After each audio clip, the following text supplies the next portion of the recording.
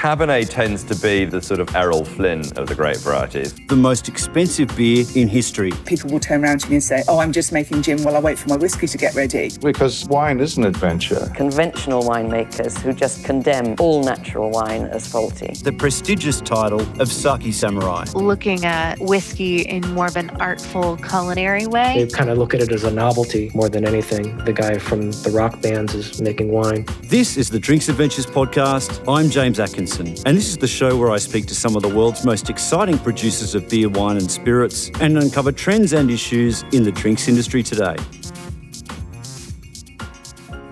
That Boutique-y Whisky Company is a multi-award-winning independent bottler established in 2012.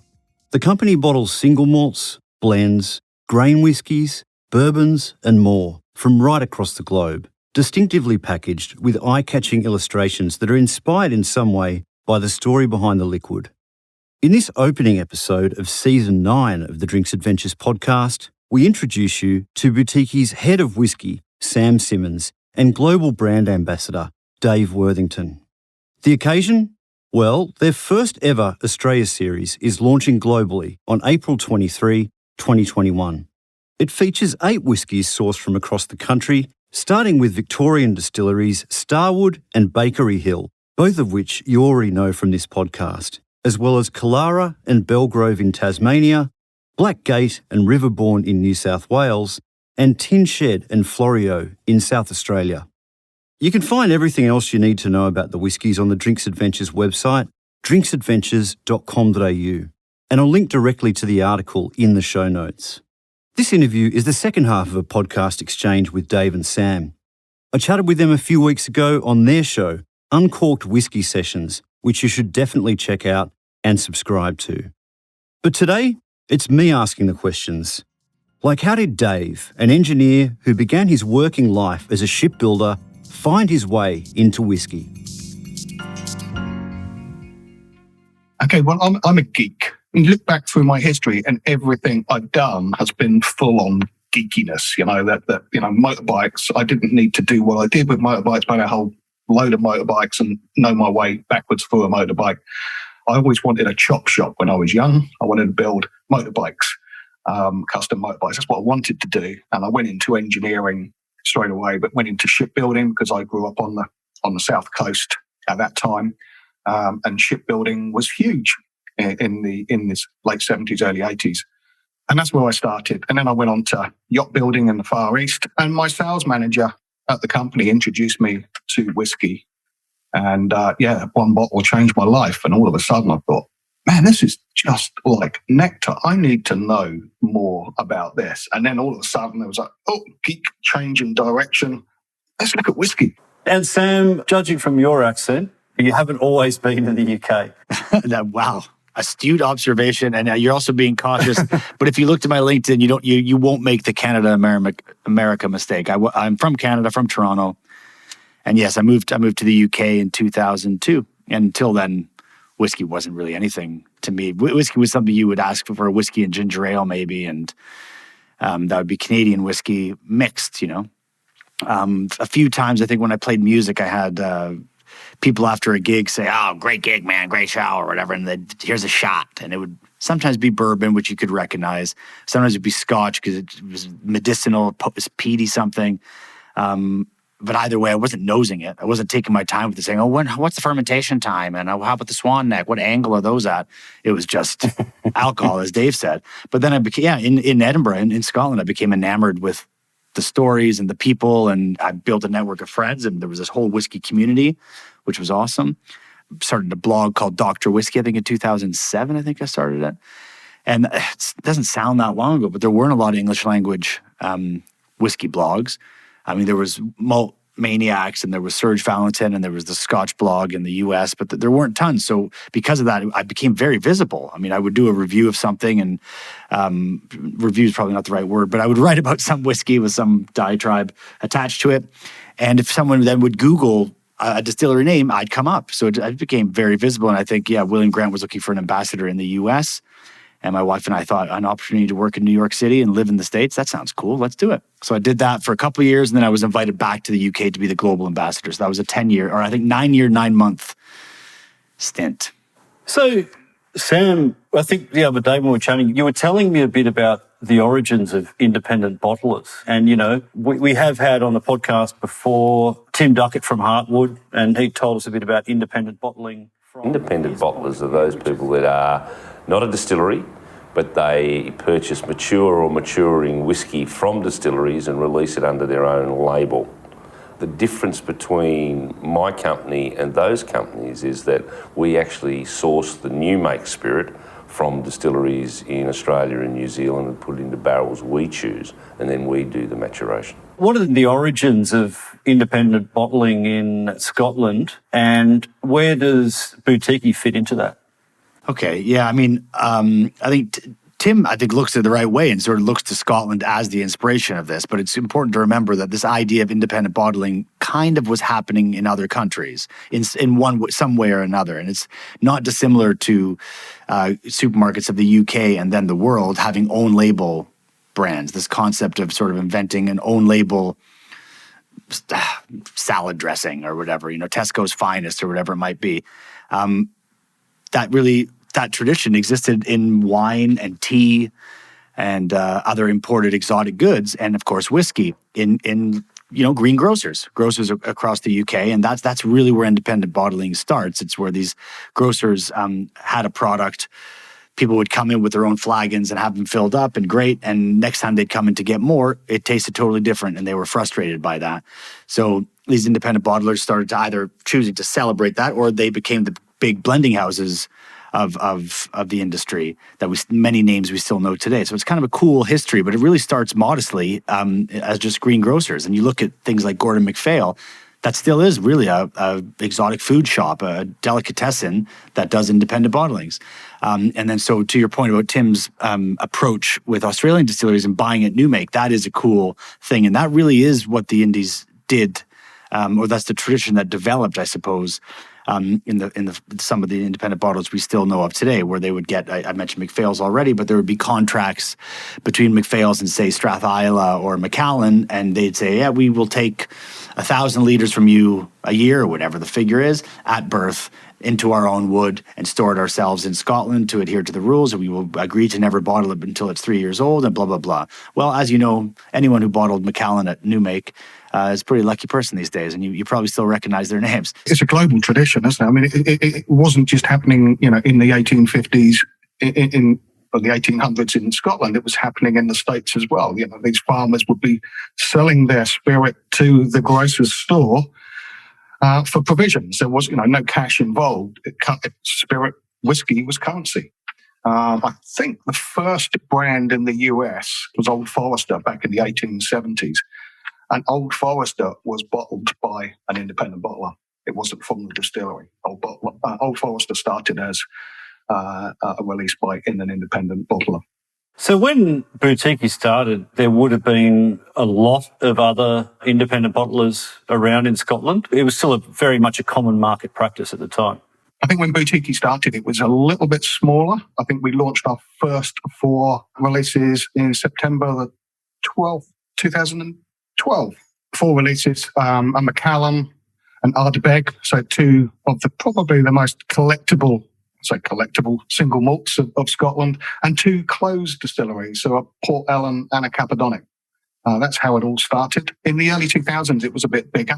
There was a glut of whiskey, the whiskey och, and there was a few independent bottlers that came up and disappeared. There was a few bad bottlings, that showed the distillery in a bad light, and so distilleries shut the doors to a lot of independent bottlers, so you couldn't buy whiskey from the distilleries direct. William Grant and Sons stopped selling single malt to anybody else. Whatever went out the door to the brokers went out as blended or teaspooned malts.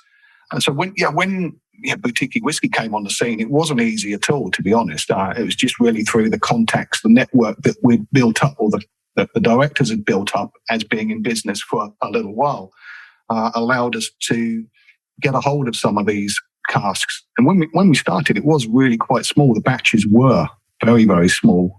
It's only since we've been around and won lots of awards and, people realise that we're here to stay, that those doors from traditional distilleries and new distillers have opened up.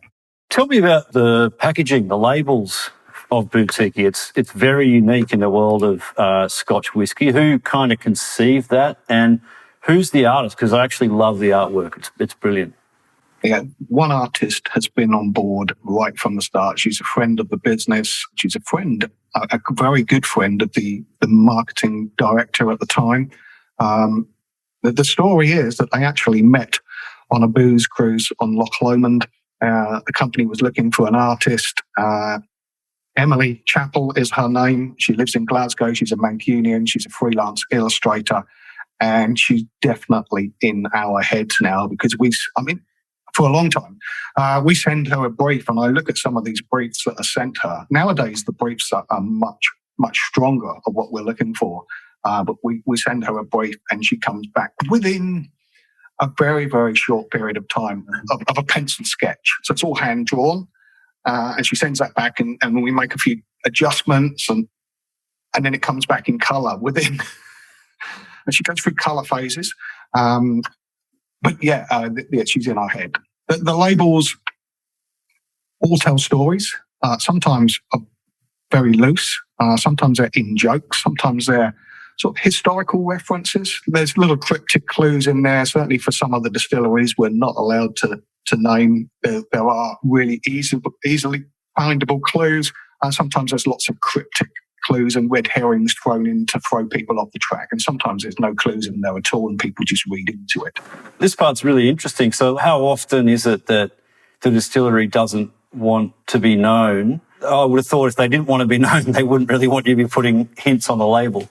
Yeah, there's some family-owned distilleries. Glenfarclas, for example, family-owned distillery. They will bottle whiskey for anyone. You can go and buy a cask, talk to them, buy a cask off of them, and they will bottle it, and it will be called Glenfarclas if they bottle it. So they will sort of custom label out for you because you've seen all these custom Glenfarclas labels for different clubs, different shops, there's some RAF squadron type labels I've seen around that come up at auction different times. And if they bottle it, that's their rule. It's their distillery, it's their rules. It's their house that you're playing with. And so they will bottle it for you. But if you buy a cask and bottle it yourself, they do not want that Glenfarclas name on there because that's their branding and that's what they want to protect. You can make hints of what it is because they wouldn't sell you a load of old rubbish because it'd be more than their reputation is worth. So they don't sell rubbish, but you're just not allowed to name it. That's their brand. That's their trademark, Glenfarclas. So you can make little references to the location, the red door, or whatever. Yeah, no, I think that opens up such opportunity for fun because the distilleries have control of whether their product's nameable when they sell it on because of the paperwork. They can control the paperwork, and they can come after you if they don't like it for other reasons after that. But I think Boutique-y, I remember in 2010 is when I was at Malt Stock with Ben, one of the founders of Master of Malt and of this of Boutique-y, and the ideas came to them because this is an event that you're camped out at a Boy Scout thing with a bunch of whiskey nerds, geeking out, telling stories, and it was a way to tell stories in a fun way because whiskey can get pretty snobby, and there weren't illustrated labels, things where there was always a certain type of font and very serious labels and traditional aesthetic. And I think they saw an opportunity to appeal to a whole new whiskey lover who would engage in a different way. And I think Dave deals with that every day when he's talking about Boutique-y. When you're unpacking a label or looking what Emily did, there's a story there. Sometimes they're personal and sometimes they're related to the distillery and sometimes they're bullshit. But the main thing is they're fun. Whiskey should be fun.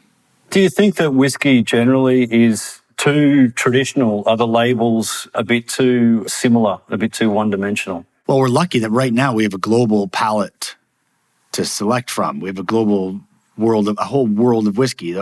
Any country that was buying barley spirit matured from Scotland and buying bottles, drinking single malt or drinking blended scotch, they're now making it. And they don't have to adhere to the old school rules. Now, maybe they will on their labels, of New Zealand distilleries because that queue, the quality queue of scotch is still so powerful. But I mean, using New Zealand as an example or any country around the world, there are many examples in these countries that just throw that out the window and say, no, we're going to use see-through turquoise hazed glass, or we're going to use bags. We're not going to use bottles at all or whatever. There's so much room, so much further to go, but we're already on that path, I think. But yes, I think we shouldn't be too quick to criticize, or the singularity of Scotch and that how the labels all look similar, because that's part of what's enshrined it in this premium category is being clear to us what's quality. And that's probably another reason why with Boutique-y, an 800-pound Boutique-y, a 1,000-pound Boutique-y doesn't necessarily appeal to everyone, because someone who wants to spend 1,000 pounds on a bottle maybe doesn't like an illustrated label. And that's cool. That's fine. You are seeing a lot more illustrated labels starting to. You see a lot more illustrated labels coming onto the market now with both brands and independent bottlers. There's a lot more fun coming back into the labels. A lot of distilleries are working with artists and having a series of whiskies with slightly differently illustrated labels and cartons, which is kind of cool as well. And now Boutique-y's really kind of expanded, though, to become a independent bottler of rum and gin as well. And, within whiskey as well, you cover quite a broad church of different styles of whiskey, don't you? Right from the start in whiskey, we knew that there was a huge market out there of people making great whiskey right around the world. So it's something that we wanted to get, into. And it also allows us to bring, these Australian whiskies that we've just recently bottled. No one over this side of the world has heard of a lot of these distilleries. We hear of Australian whiskey doing great, winning awards, but you could never get hold of any. So it was one way we could bring some Australian whiskey over here for people in the UK and Europe to actually taste something, because not a lot of the Australian whiskey does find its way outside of Australia. I mean, we bottled some Overeem a long time ago, just when Overeem was pushing into the UK after 2014, when Sullivan's Cove won the world's best whiskey. Was it 2014? Yes, yeah, it was the first Sullivan's one. Cove. Yeah. Everyone was raving about Australian whiskey, but you just couldn't find any. And then the Overeem guys came over, and there was a small company over here tasted it. Wow, this is incredible stuff. Let's bring it to the UK. It was very difficult to find over here, and we managed to get a couple of casks out of Overeem, and they were very, very well received. Bottlings have disappeared quite quickly. You don't see an awful lot of these smaller distilleries over here. Starward have been making great strides in UK and Europe, really pushing the brand and pushing Australian whiskey, like spearheading the invasion. That's really cool, because the palette of flavors that the global whiskey industry can give is they're not trying to copy Scotch. They are putting their own local stamp onto it, which is really kind of cool. Yeah. Boutique-y was never about being limited to Scotch. I don't think, even from the beginning, I think the ambition was always find great juice. That might be whiskey, that might be gin, that might be rum, put it in a bottle in a fun new way. I think that's always been the intention. You opened the account with some pretty spectacularly rare whiskies, from what Dave was saying earlier on. Yeah, we wanted to enter the market with a bit of a boom. Yeah. We've got, we've bottled whiskey from right around the world, but, we're huge fans of Scotch whiskey. I always go on about their 95 established single malt distilleries in Scotland. That's everything older than Killarney. And out of those 97 to date, we've bottled 77 of them. So there's still a few more that I want to get. And, I do make these little hints to our cask buyer regularly. We bottled 2 of the new distilleries already. So Nicknean and another one which remained nameless, but it was a big distillery that we had to bottle as a teaspoon malt, a blended malt. We bottled 2 of the new ones, and we're hoping to get a few more of those new ones. We bottled 6 of the operating grain distilleries in Scotland, so there are 7 operating.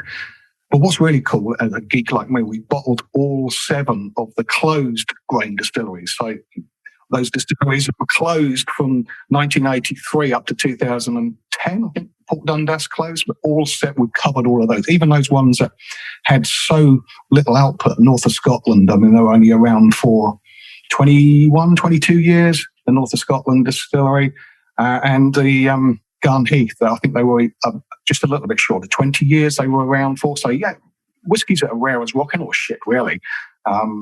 And just to be able to have a bottle or two of those is really, yeah, as a geek, just to tick, yeah, we've done one of them. But well, right around the world, wherever when travel was back, when I was out at whiskey shows, and you're meeting these distillers from all around the world, and you're talking to them about finding out what they're doing, and then you taste what they've got on the stand that day and think, bloody hell, this is brilliant.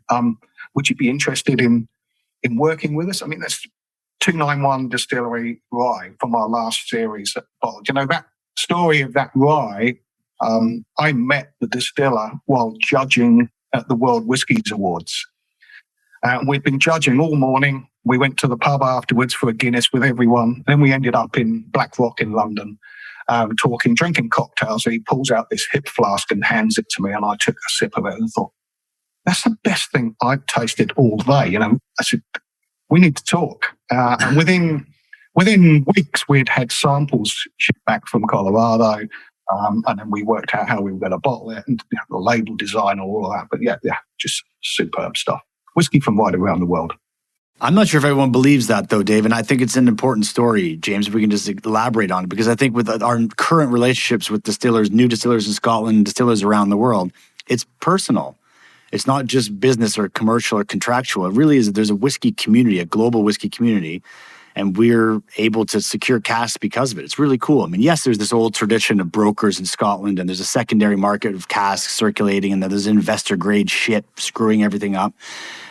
But generally, it's humans talking to other humans and saying, "Yeah, I'd love to work with you." And that's a really cool thing about being an independent bottlers. We're not loyal to one distillery or one brand, other than the brand whiskey with an EY or a Y at the end. That's our brand. And from the point of view of a consumer, when like a lot of the distilleries that you have bottled would have plenty of other bottlings readily available in the market, what's the argument for wanting to buy from an independent bottler? Oh, don't get me wrong, I buy both whiskies all the time, you know, brand whiskies and independent bottled whiskies all the time. I mean, it's not something that I'm not going to buy anything from the brand because there are bottled, yeah, the brands are great, but an independent bottler will give you something slightly different. Yeah. Most independent bottlers, all independent bottlers, if they're in business still, they're passionate about great whiskey. Simple as that. You know, they're geeks. It is a labour of love. And they love what they do. I've never met an industry or people in an industry anything like the whiskey industry where everybody loves what they're making. You know, you go to a distillery that hasn't got a brand. You know, these distilleries that feed blending houses effectively, they haven't got their own brand. But the people there are absolutely passionate about they're making the best whiskey, and it should have a brand, and they love their Linkwood, their Glenrossies, their Dalyuans. You know, those sort of the passion within the industry is what draws people in. I think you said it when we met last time about when you met people in the drinks industry, the passion behind the drinks industry. It's a leisure product, and people are very passionate about what they're making and what they're putting into bottles, whether it's whiskey, whether it's wine, whether it's gin, they're passionate about it. And some of the bottlings that you guys have been talking about, they're very much collector's items, quite expensive.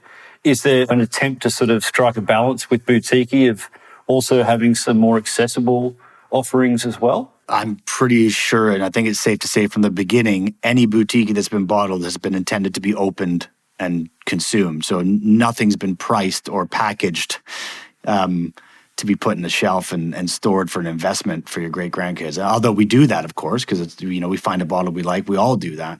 But I don't think that's ever been the intention. The intention is, holy shit, you need to try this. That's what I mean. I've known Ben, like I said, for 10 years.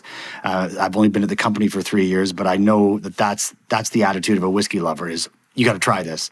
And that's what informs our decisions with Boutique-y. If you taste a cask of Mortlach or you taste a cask of Bakery Hill and immediately you want to call a friend over and be like, you got to try this, or send a sample to someone, that's the sign we should bottle it.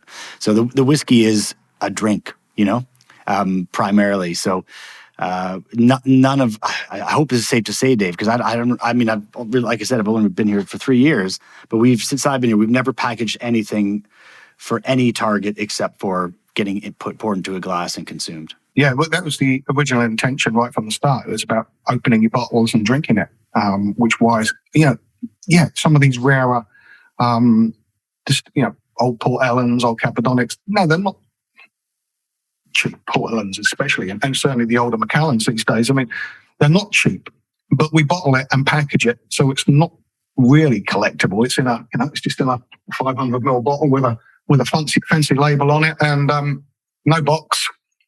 No wooden box, no decanter or anything like that. It's meant to be just popped and enjoyed. But on that point, though, James, I hear you, man. Like, I think independent bottlers generally are more expensive than entry-level own label or proprietary whiskeys, because they've owned the cask from birth. They know the expense, and they're building it up from there.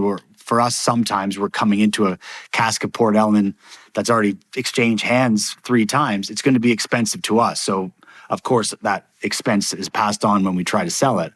But, we are closer and closer than I think we've ever been to direct from the distillery, as we were with this Australia series, as we are with a lot of our suppliers around Scotland and around the world, the US as well. So those costs are down, and then the average boutique cost does come down. But we're certainly we're not greedy with margin. We're not greedy with wasting money on packaging. We're happy to pay Emily for her work very fairly, and it should be so. And beyond that, but we do always endeavor to get things that are at a price that people can afford. And look, I think that's part of why they did 50 CL to begin with. I know it frustrates some people, but when you do the math and multiply the price of a 50 CL to the large size, it's still usually below where it might be for some comparable. I know I recently saw a Caol Ila from another independent bottler that was a 9-year-old Caol Ila that was 110 pounds. And people complained about our Caol Ila at 65 pounds from a sherry cask. Well, we're still cheaper when you scale up to the 700. But I think the 50 CL, the 500 ml bottle, was always about making it a little easier to even get a taste of it. And, in the States, we do 375s, we've done 200s, we have drinks by the dram. It's always been about, again, trying to share and enjoy and try to get other people to share that experience with you. So, I think that the proof of that is also just in the packaging. It's 50 CL, trying to get that price lower. So some people can make it more accessible. Well, I guess World Whiskey Blend would fall into that category too, Dave, wouldn't it? Well, yeah, World Whiskey Blend was about really having something that we can repeat, because none of our batches are repeatable. They are 1, 2, 3 casks. We never say single cask. We never say cask strength. Some of them are, some of them aren't, but it's never important to us. What's important is the quality of the liquid in the bottle. Now, the World Whiskey Blend allows us to create a blend of whiskies from right around the globe, allows Sam to practice his blending skills. He needs lots of practice. There's been lots of practice. There's lots of practice, lots of sipping and supping to make sure it's just right. But most people around the world aren't geeks like us with a Glencairn. I've just put it away. Most people drink whiskey in a rocks glass or a tumbler with ice and a mixer, and 90% of the world's Scotch whiskey is still blended Scotch. I know that number is slowly falling. It's probably something like around 88 today. They're not geeks like us. They drink whiskey because they enjoy it. And it's a bottle on the table, bucket of ice, a bottle of Coke, a bottle of soda maybe. Depending where you are in the Far East, it is always Coke and soda on the table with a bucket of ice and a bottle of whiskey. And it didn't matter whether it was a Scotch whiskey or a Thai whiskey. But that's how it was drunk, in tall glasses, ice, and the cork came out or the top came off and it never went back on, basically. You sat down with friends and you put the worlds to right. So that's what we wanted with Boutique-y. It was just a way to get more people enjoying whiskey. Let's talk about the Australian series then. Tell me about how this eventuated. Who got excited about Australian whiskey and conceived the idea? Well, I think we're all excited about Australian whiskey, aren't we, Dave? Yeah, absolutely. We're frustrated. Like Dave said, it's so frustrating living in this part of the world and not being able to get it. I went to Australia when I worked with Balvenie, and I insisted every bar I went to, show me something cool from Australia. So I think our cask buyer, Felix, visited. We'd been in touch with Australian distillers Already, I already knew David Vitale because when I was over there with David Stewart with Balvenie, he made efforts to come find us any opportunity and spend time with David and pick his brain, which is a good use of time for sure. But yeah, I mean, the community, again, the distiller community, the beer community, the wine community in Australia is pretty strong. So there really was that sense immediately. And then, so yeah, our Felix, our cask buyer, went over to Australia and visited people and came back with stories of, Gareth and Angela and Brian and Janice and all these awesome stories, these personalities, these people that I just can't wait to spend time with. And we've spoken to them on Zoom calls, but really can't wait to spend time with them. Anyway, the whiskeys he brought back, the samples he brought back, I'd spent a day, maybe this is me fucking up with my memory, but tasting Mortlocks and Old Strathislas and some really sexy Scotch whiskeys one day. And the next day, or it might have been the next week, I don't know. But anyway, the next time I was in the lab, Felix came in with samples from his trip to Australia. And some of these 2-year-old, 3-year-old, 4-year-old, 5-year-old whiskeys from Australia blew those 30-year-old Scotch whiskeys out of the water for complexity, for individuality, for character, for mouthfeel. And you could just feel like this is the direction of whiskey, of grain-based spirits generally. It was really an exciting thing. But we got to do this. We got to make a plan and bottle as much of this as we can because now is the time. The 21st century might be the century of Australian whiskey. Was there anything you were seeing across all of those whiskies that you tried and across the whiskies that you've selected in this series that was universal across all of them, that was kind of showing, the origins of an Australian style? Or were they all very contrasting? That is such a you question. Now, I haven't listened to you forever. I haven't heard all your podcasts, but God, that is so you. Yeah, you've asked that of wine people and okay, all right. Oh, really? Have I? I don't know. I don't even remember that. Oh, yes. I guess we hear a lot about the wine industry here. We've got access to a lot of unique wine casks that would be very different to what people have in the rest of the world. So that's obviously one really obvious thing that probably separates Australian whiskey to other markets. What we really noticed was the passion that, certainly what Felix picked up, it's all about personality. It's back to back the passion that these people have for making their whiskies in a little distillery that's not much bigger than a double garage over here. It's a husband and wife team. It's a one-man band who decides, well, I've got a problem, I'll make it. No, I'll just make it. I know how to make one of them. I can make a still in the yard. I can make a malting machine. Yeah, I think I can do that out of an old laundrette tumble dryer and some, that sort of thing. I'm just going to get Peter Bignell, right? That one. Yeah. Yes, yeah. Chip shop oil. I've got far too much. I've got a huge rye harvest this year. What am I going to do with it? Yeah, let's make a distillery. I think the Australian style is just get on and do it. Yeah, I don't know what passion tastes like, Dave, but I agree with you. Because I think, James, I've struggled to answer the question, is there a single characteristic objectively in the liquid itself? No, probably not. But being struck by every glass is part of it, though. Being so individually like, whoa, what's that? And then you need to find out more. That's if there's any signature for the style of Australian whiskey right now, I would say it's that. It's being so individual and so striking for it being its own thing. And then when you delve further to get a further story, you end up with a character like Peter Bignell. You end up with these husband and wife teams, or you end up with the daughter of the godfather of Aussie whiskey. It's just really, there's so much going on. And I think having grown out of an agrarian tradition in Scotland, all over the world though, making spirits, making wine, it's a farming tradition. Taking that attitude, exactly as Dave said, let's have a bash. Maybe you can taste that. And I think that attitude is fucking exciting and puts a fire under the ass of the old world distilleries too, because a little bit of that is a lot of fun. You were telling me last week about, the scale of some of these distilleries and how, what percentage you've managed to get hold of their annual production. It's quite remarkable. There's one example. It was a tin shed, Dave. What's the example where it's like? I think it might have been Blackgate. It's Blackgate. From memory. Sorry. Yes. Yeah, the casks that we took represented 4% of their annual production. Yeah. How cool and how generous. Thank you very much again. I mean, that's really cool, though. It gives them a chance to get on lips around the world because Boutique-y can be distributed everywhere. And it gives us a chance to put something really cool from a really cool producer in a bottle. And then probably at the other end, you've got Starward. So there's sort of quite an array of, and I suppose Starward, by Australian standards, they're massive. But, in terms of a Scotch whiskey scale, not that big, really. So, but within an Australian context, quite an array of different size distilleries that all have really different stories. Yeah, Starward had to be in our lineup. We had definitely something that we wanted in our lineup because they're very well known over here. It's the only real Australian brand that you're seeing over here regularly. The other little ones come and go. Everyone's heard of Lark because of Bill. Yeah, we wanted Starward in the lineup, and fortunately, they said yes. Yeah. Well, and let's be clear, too, in Scotch whiskey, Glenfiddich, Glenlivet, these are the big names that pushed into new markets around the world. And today they're seen as like four-letter words, but they're some of the best distilleries in Scotland. Just because they're everywhere, it doesn't mean they're shit.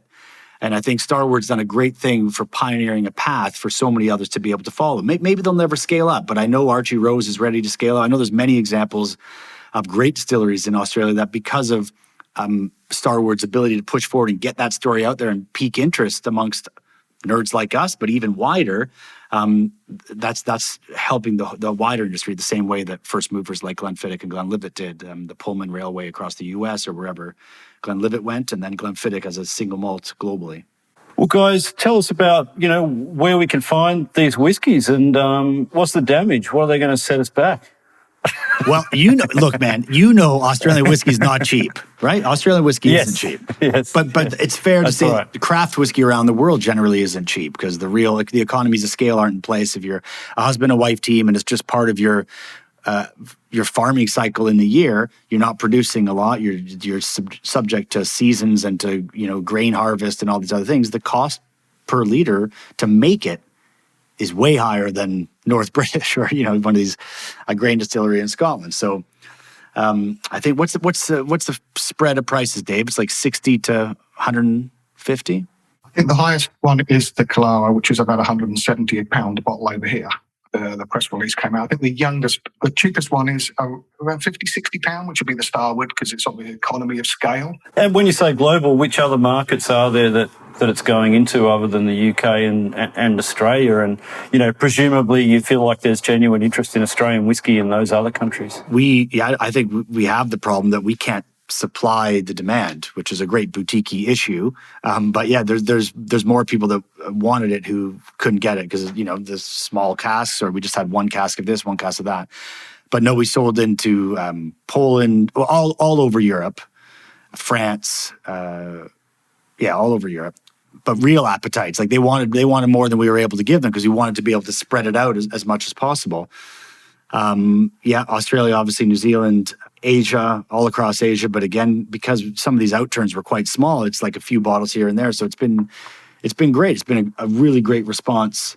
And again, cool to be able to tell that Australian story in a boutique-y, independent bottle way, really globally, everywhere. Even if it's a few cases, it's still really exciting to be able to do that. Be in Singapore, be in all over the world. Yeah, and putting a whole flight together as a series is rather than just one release sneaked in, to have a little fanfare about Australian whiskey is really kind of cool. These themed releases that we've been trying to do. Well, we started middle of last year with our World Series. We put a whole group of world whiskies together and went into a rye series. To have an Australian series, just a lineup of 7 malts and 1 rye. It's nice to have a whole flight to talk about. Well, guys, I'm really excited to taste the whiskies, and I think it's great that Boutique-y is showing this level of confidence in Australian whiskey. Thanks so much for joining me for a chat. It's been great fun. Amen. Thanks for having us. Yeah, thanks for having us, and hope to get to see you in real life soon. One of these days. That was our plan all along, Dave, wasn't it? We were only doing these whiskeys so we'd have an excuse to go to Australia again. I love Australia. Just for the junket. Doing these global series just to travel the world. Yeah, let's do. Where have we haven't been to Tibet. Let's do Thailand. Yeah. Tibetan whiskey. Yeah. And all you get is a fucking Zoom call. Yeah. The Drinks Adventures podcast is produced by me, James Atkinson, with additional production and mixing by Dave Robertson. You can find complete transcripts, links, and other information on the show at drinksadventures.com.au. You can follow me on all social media platforms at by James Atkinson, like my Facebook page, James Atkinson Drinks Adventures, to be kept informed of podcast giveaways and other news about the show. The Drinks Adventures podcast needs your support as listeners. Please do us a favour and leave an honest review and rating for the podcast on iTunes or Stitcher. We love hearing your feedback, and it helps inform other people this is a show worth listening to. Or simply drop us a line at hello@drinksadventures.com.au.